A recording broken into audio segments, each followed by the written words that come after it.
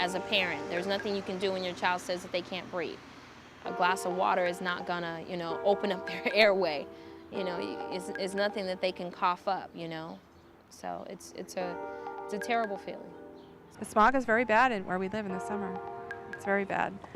And, if you can feel it from just your everyday life, to me, that's scary. It's a terrible, terrible thing to imagine that they're pulling in all that smog into their little bodies. I think for the first time, what parents are beginning to understand is that it isn't just somebody out there is being affected by air pollution, but that their child is being affected.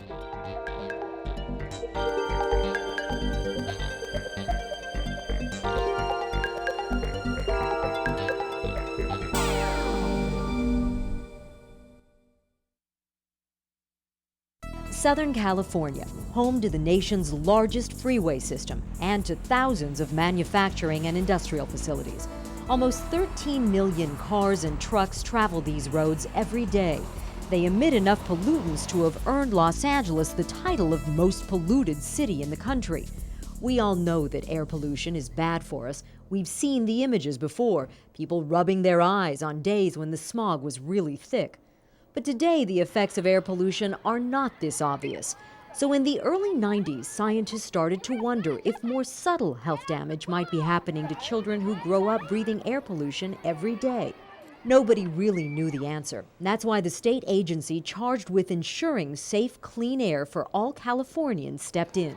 The California Air Resources Board was determined to find out if children are harmed by prolonged, repeated exposure to air pollution. So in 1991, the board began planning the largest ever long-term study on air pollution's health effects on California's children. It became known as the Children's Health Study.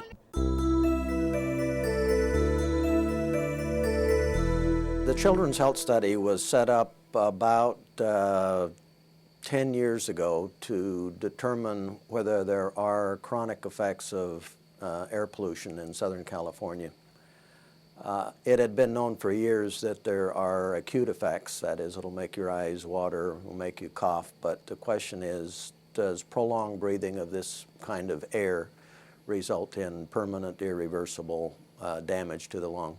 Dr. John Peters leads the team of scientists who conduct the study at the University of Southern California's Keck School of Medicine. The extensive study involves monitoring air quality, testing pollution samples, examining children's health, and then analyzing all the data collected. Dr. Jim Gotterman heads up the statistical group that analyzes the data. They're trying to ultimately see whether kids who lived in high air pollution communities had more respiratory symptoms or slower lung capacity growth. This is a question Tony Taylor worries about. She has 4 children, and they all have asthma. When I'm having an asthma attack, it kind of feels like you're being suffocated. Tiffany and Tessany are twins. They were diagnosed with asthma at age 5. Tamika was diagnosed at age 2, and Max by the time he was just 6 months old. Their chest sits up, and they're just kind of like that. But theirs is accompanied with a whistling, a wheezing. Nobody knows exactly what causes asthma, but scientists have been studying a host of contributing factors like genetics and diet, as well as environmental causes like indoor allergens and now air pollution. Tony and her kids live in Long Beach, 5 minutes away from the port, less than a block away from a busy freeway with a lot of trucks, and surrounded on the north, south, and west by refineries. How could it not be possible for them to ingest the things that are burning into the air, and it not to affect them? Children are probably most sensitive to air pollution because, for one, their lungs are developing, and so as those lungs develop, any assault to that developing tissue may have a large impact compared to an adult. Children typically are outside more, exercising, breathing more rapidly than adults are. So in the same environment as an adult may actually be breathing in a lot more air pollution. And if you follow the pollution patterns, they typically peak in the hours from, say, 3 to 6 in the afternoon. And that correlates very well with when we see kids outside and being active. I and my children live here in Riverside. My oldest child is now 19, And then I have Charisma, who's 11, and my son, who's just turned 9, Ruben, and the baby. He's 18 months old, Sergio. Irma Mesa's kids are all healthy, but she worries about the hidden effects air pollution may be having on them. I grew up in this area and lived just down the street, and we have a view of the mountainsides here. Charisma and Ruben in the morning will be getting ready for school, and we'll look out our front living room, which shows the mountainside. Just as when I was a teenager, if we cannot see the mountain that day, we know it's going to be a bad day.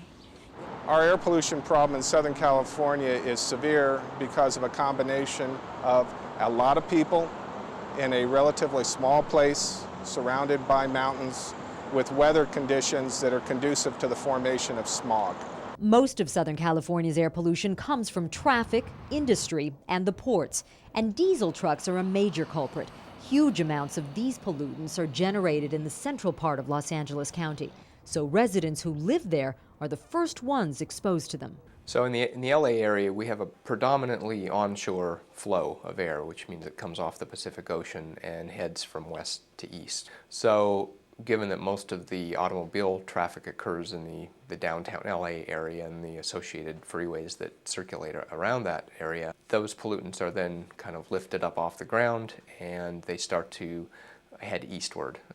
And so as they head eastward, these pollutants react with sunlight and form into particles, they form into acid, they form into nitrogen dioxide, they form into ozone along the way. And so the most polluted places that we see are approximately 40 to 50 miles east of the LA area. And adding to that is the fact that we have mountain ranges that border us on the north, and they kind of curve around and border a little bit on the east as well. So it provides kind of a stew pot for the air to sit. Robin Kotu lives right in the heart of this stew pot in an area called Pedley. Not only does she get LA's pollution, but her community has plenty of its own pollution sources. I'm surrounded by 4 freeways within maybe a 20-mile radius, but I'm very close to one freeway, and it's a very busy freeway with a lot of trucks. There's a lot of truck stops, and there's a lot of truck distribution centers. There's also 2 major train lines. The train actually goes right maybe about a half a mile from my house, and that diesel is bad. So bad, the California Air Resources Board has declared the tiny particles in diesel exhaust toxic. Exposure to the particles is linked to both cancer and asthma. If it's a really smoggy day, I prefer that my kids just stay in. Robin's daughter Michelle developed asthma at age 11. During the summer, sometimes they'll have practice during the dead of the day, and I don't want her here because I don't want her to be sick. We have more and more parents talking about their children developing asthma now, or how their child had to drop out of his swimming team because of he simply couldn't do it anymore. How the coach at the high school talks about their track team and how the kids could barely make it around the field. And I guess that's why the USC study is so important. It shows that we really have a problem here that needs to be addressed.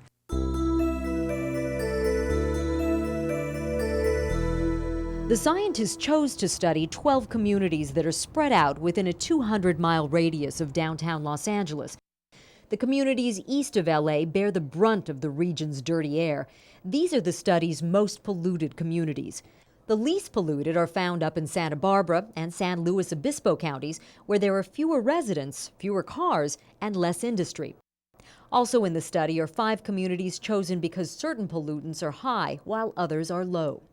About 500 children were recruited from schools in each community, so the total number of kids studied was almost 6,000. In order to gather information about the children, a dedicated team of researchers visits every school in the study. They've been doing this each year since the study began in 1993. Each child fills out a questionnaire about his or her health. This information is used to determine how air pollution affects certain symptoms and conditions such as asthma, bronchitis, wheezing, and cough. Now you want to take that mouthpiece and put it between your teeth. Each child undergoes an annual lung function test. Data from each year's results will show how fast their lungs are growing and how big they are getting. The researchers also monitor how many days of school each child misses each year to help figure out what kind of role air pollution plays in absenteeism. When the kids were enrolled in the study, the majority were in 4th grade, or about 10 years old. We're picking an age range where the children are developing very rapidly. They're going through puberty, and so they're experiencing a growth spurt, not only in their body in general, but their lungs are keeping track with that and growing as well. So the idea is that if air pollution is having an effect on growing tissue, that might be a particularly good time to see its effects, is when the lung is developing most rapidly. The closest thing that we can probably compare air pollution to with respect to a child's exposure is environmental tobacco smoke, or passive smoke or secondhand smoke. This means breathing polluted outdoor air may be like living with a smoker. When the child breathes these pollutants into the lung and they get deep into the lung, we think they may be causing inflammation in the lung, and repeated inflammation over days and months and years may cause some restructuring of the lung to try and handle the assault that's happening on a daily basis. And the assault from air pollution is one that many parents find hard to avoid. That's because it happens when kids are engaged in normal, everyday activities. Every time exhaust comes out of a car or truck or factory, you can assume that somewhere a child is breathing some of it in. When we're at a public forum and discuss the findings of the Children's Health Study, the room grows silent. You could hear a pin drop. And it's because people are alarmed about the effects that air pollution is having on today's children. The Children's Health Study has found that children who grow up in areas with high pollution levels are at risk for decreased lung function, more frequent respiratory illness, increased school absences, and developing asthma. And kids with asthma have a higher risk of getting bronchitis, causing them to cough and produce phlegm, which makes them sicker.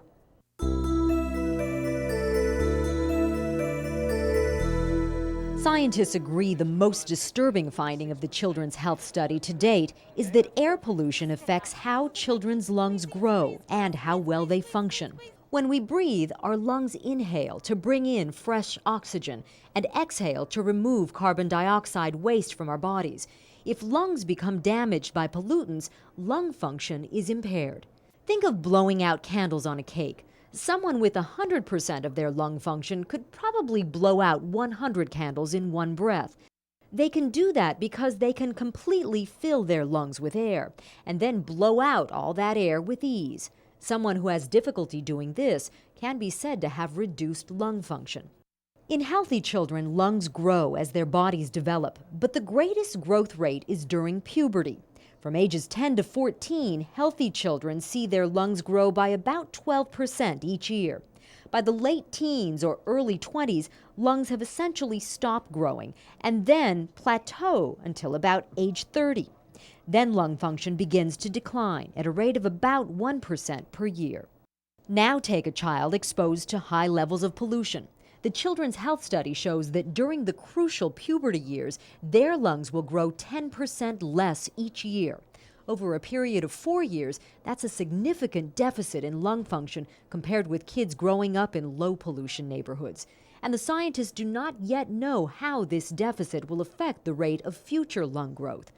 What they do know is this deficit can occur in any child, not just in those with asthma. In fact, the children whose lung function is impacted may seem perfectly healthy.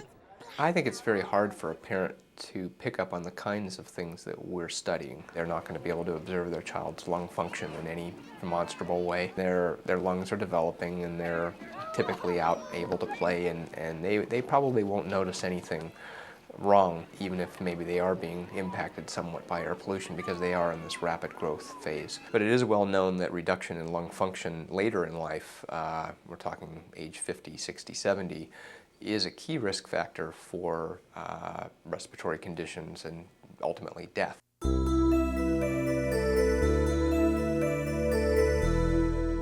I spent a lot of time in the emergency room, a lot of time in the emergency room. Tony's kids get sick often, and that means keeping them home from school. In a 30-day period, they're missing anywhere from about 5 to 10 days. And they're not the only ones. The Children's Health Study found that more kids stay home from school when the air pollution gets worse.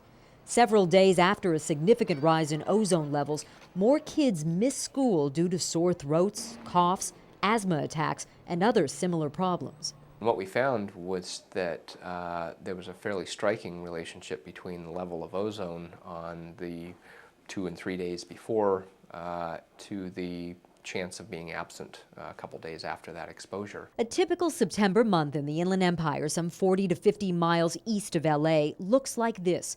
The shaded days are the ones that exceed the state ozone standards, meaning the air pollution got worse. The study found that several days after these peaks, the number of kids absent from school would double. And most often, when a child is kept home from school, a parent is kept home from work. That means lost wages and lower productivity. According to an analysis done in conjunction with the Children's Health Study, reducing high levels of ozone could save approximately $67 million every year in Southern California alone in costs related to school absences.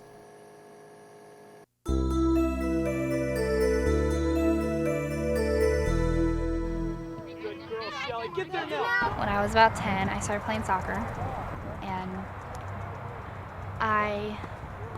I just started running, and I started getting really tired, and I couldn't breathe.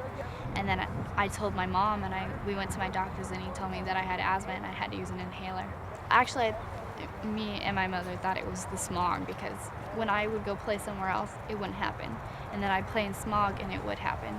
So, and I just connected the two. So did the Children's Health Study. We've recently published a paper that is one of the first that shows a potential causative link between air pollution and new asthma, meaning that perhaps air pollution may cause asthma. And this is different from what we have established before and what other people have seen, that air pollution causes increased symptoms in the children that already have asthma. We're talking about air pollution actually bringing on the definition of asthma in a child. Well, we've known for a long time that air pollutants aggravate asthma, and I don't think that anybody would dispute that anymore. There must be 40 or 50 scientific papers showing that pollutants adversely affect asthmatics. But causing it is something else, because now you want to know why this child has developed asthma. In the study, the onset of new asthma cases is primarily linked with the pollutant ozone, a gas that forms as a result of vehicle emissions interacting with sunlight. This is the Lake Arrowhead area. It's a popular vacation spot because it seems far away from urban pollution, but it actually has the highest ozone levels in the country.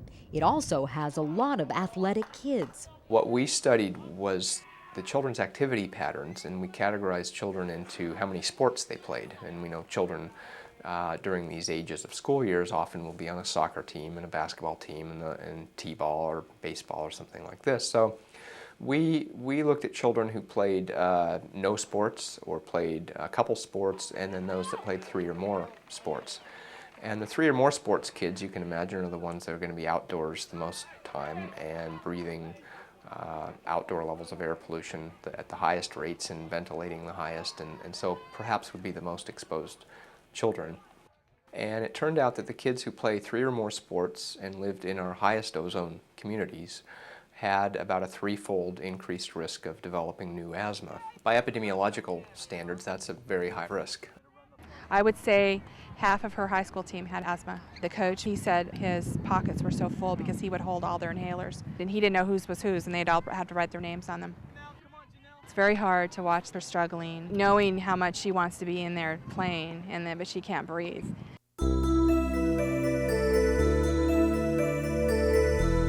Tony Taylor spent 2 years in Illinois with her 3 older kids, and to her disbelief, they were virtually asthma-free. It was almost non-existent. It was literally almost non-existent. And in winter, our asthma was so good we could sleep with the window open and all the snow and stuff, and we wouldn't have an asthma attack there. The air is much cleaner. It's like not as thick as out here. It's less pollution. When we got back here, they went back on their steroid plus the inhaler. And once they got the cold, it all just it just started right back up. It was just like they fell right back into the same cycle of, they get a little cough, a little sniffle, a sneeze, and there goes their breathing right out the door. So we've been interested in whether the air pollution effects that we see, especially on lung function, are reversible, meaning that if you leave a high air pollution community, will your lungs revert back to what they would have been had you not been breathing high air pollution? And can you reverse any deficits that may have occurred? The scientists followed children in the study who moved from Southern California to other less polluted communities. What they found is that lung function growth improved in these children. That also means that if the air got better in Southern California, children's health would get better too.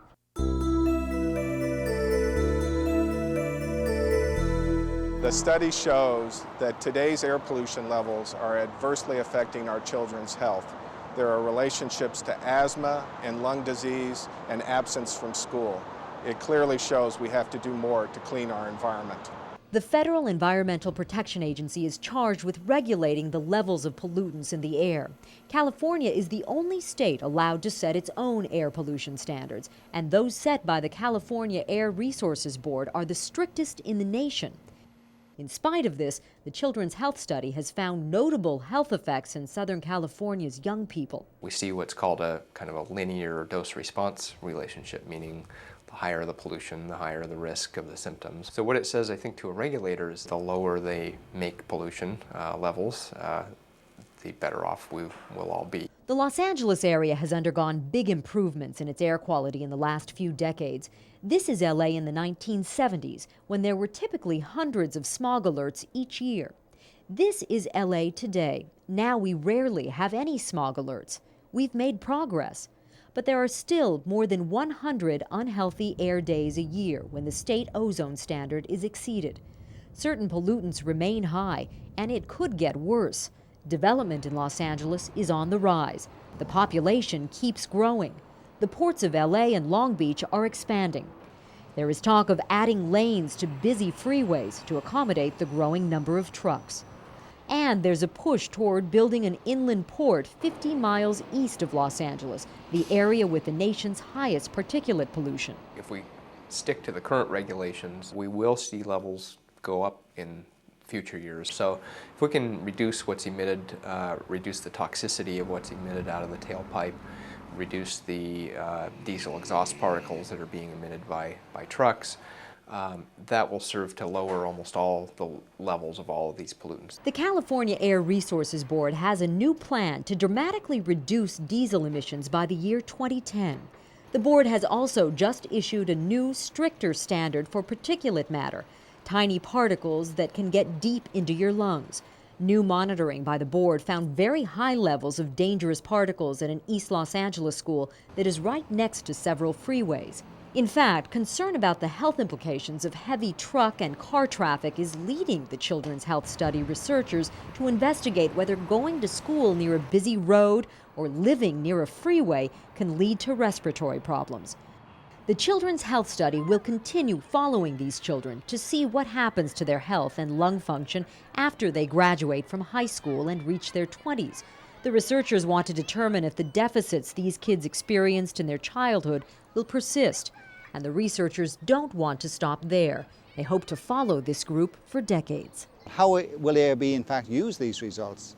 It's great to fund a study, but how will they be used? I think they will be used right away to assess the research base, to look at the health impacts of children, to see in fact whether our regulations are protective of health, and if not, then how do we strengthen those? We could be pushing hard for more public transportation, more incentives to produce less polluting vehicles, more awareness on the public that some of the vehicles that they're purchasing are polluting vehicles. We need to start putting together a plan that's going to reduce the levels we already have and to prevent development in those types of facilities that will exacerbate the problem even more.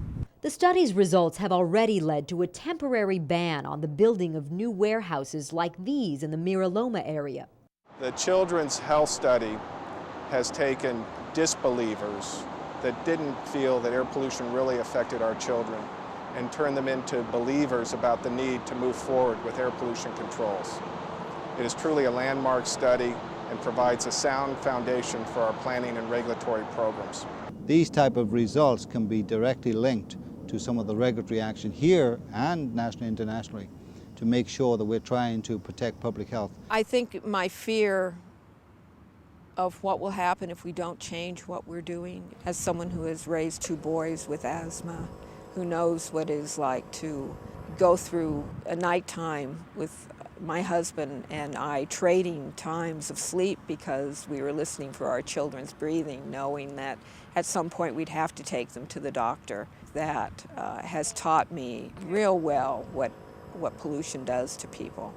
And I think if we don't change that, there's going to be more and more parents who go through that experience, who know what it is like to have to rush their child to the doctor in a life and death situation. And I don't think there is a person alive who wants to live their life that way. You can't even begin to imagine not being able to breathe air, but what if you breathe air that's damaging? I mean, that's just a scary, scary thought. That would be my fear, not being able to at least take good deep breaths of air, clean air.